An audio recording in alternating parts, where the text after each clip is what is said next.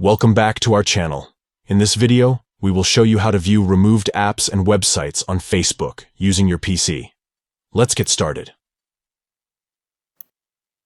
Step 1. First, open Facebook on your PC by typing facebook.com in your web browser and logging into your account.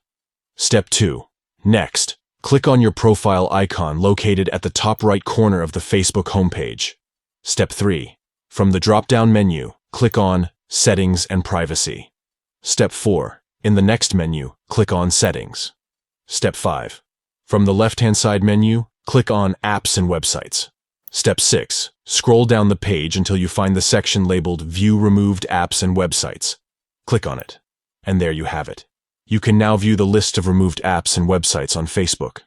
This allows you to keep track of the apps and websites you've previously authorized and remove any that you no longer want to have access to your Facebook account.